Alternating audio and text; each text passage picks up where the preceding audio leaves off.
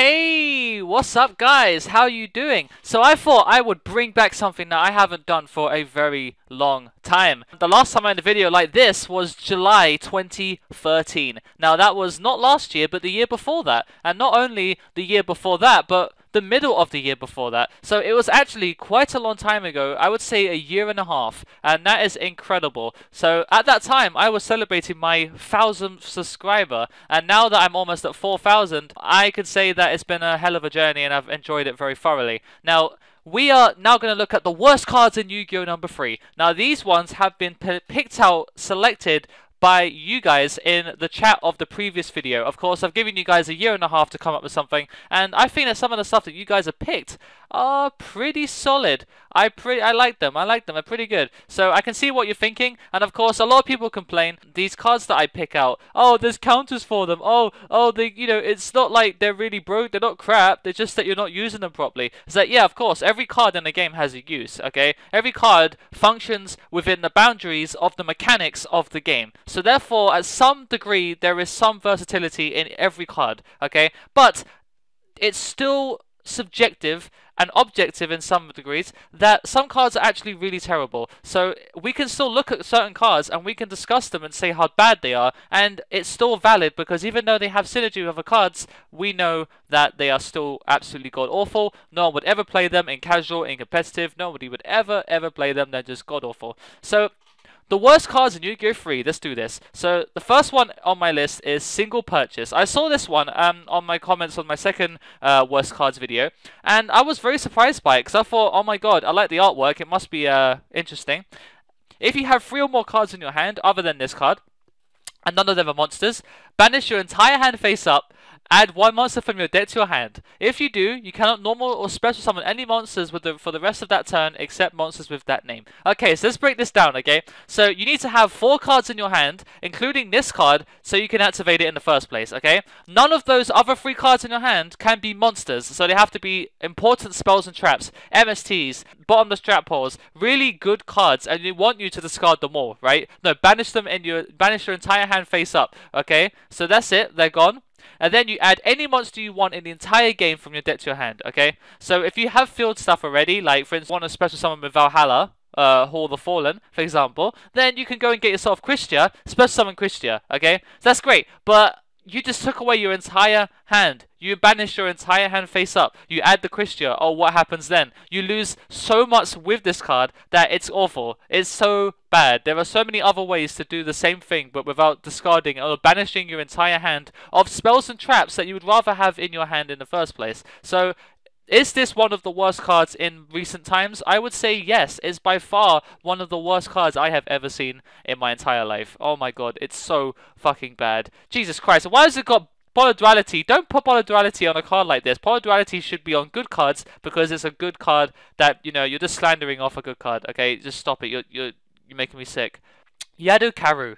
Look at this, right? You know that it's old. You can tell by the artwork that it's pretty damn old, okay? I think it's from Metal Raiders, sorry.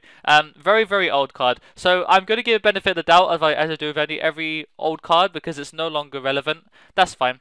But when this card is changed from defense position to attack position, you can place any number of cards from your hand at the bottom of your deck in any order you desire. So not only is this card going to need to be switched from defense to attack position while it's face up, of course, it can't just flip summon it. You can place any number of cards from your hand. So you take your hand, that's really important, and then you go and put it at the bottom of your deck, never to be seen again until you shuffle your deck, right? It's really weak. It's not going to survive anything, and they want you to put cards in from your hand into your deck.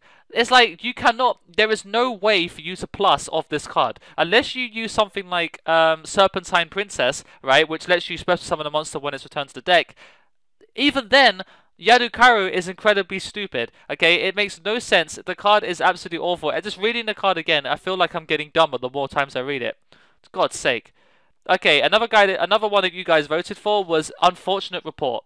Your opponent conducts their next battle phase twice. Now, I do know that there are cards in this game that benefit from your opponent attacking twice. Okay, a Malicious Fiend, Battle Mania, I think there's other things like all-out attacks and stuff like that. Loads of different cards in this game that can benefit from this. But the card itself, fundamentally, your opponent conducting their battle phase twice, your opponent's monsters attacking twice, is a terrible, terrible thing, and you will instantly lose. You activate this, and your opponent has 4,000 damage on board with 3 monsters, or 2 monsters, one of them's a big one, like a Construct and a Shaddoll Dragon.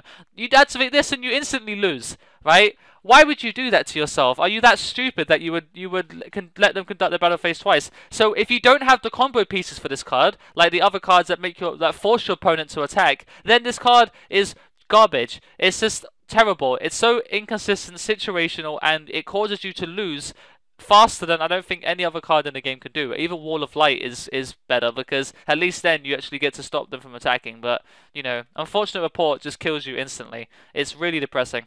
And the last one is the Wicked Wyrmbeast. I put this one in here because I've always thought about adding this to this this montage of videos that I do about the worst cards in Yu-Gi-Oh! And I just think, like, so you've got yourself some spirit monsters, okay?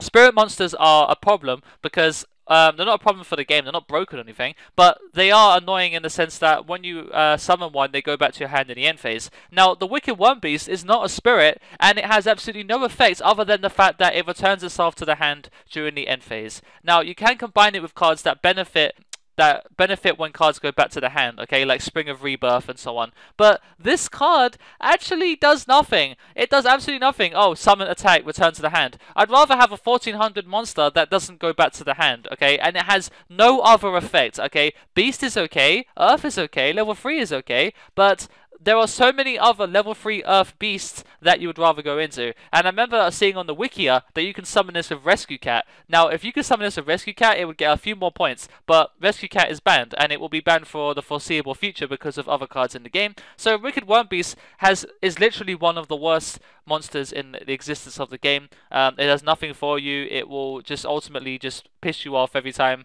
You know, even if you were to draft this in some kind of battle pack thing, if it ever goes in one of them, don't ever pick this if you can help it, because it's terrible. So just be smart about it, okay? But anyway, this is basically going by the fact that you know that these cards are terrible, but you think, oh, there's always going to be a combo you can use with another card, and so on. There is, but ultimately these cards, even in casual play, are absolutely god-awful, and you would never play them in the history of ever. So anyway, thanks for watching, guys, and I hope to see your comments down below regarding these new cards that I picked out. Don't forget to comment down some more ones if you want to see some other ones and see this this video thing going on a bit longer, having 4, 5, and 6 and so on. So yeah, make sure to do that, and I'll see you guys in a few days. So thanks for watching, and until next time, the TCG Lover is out.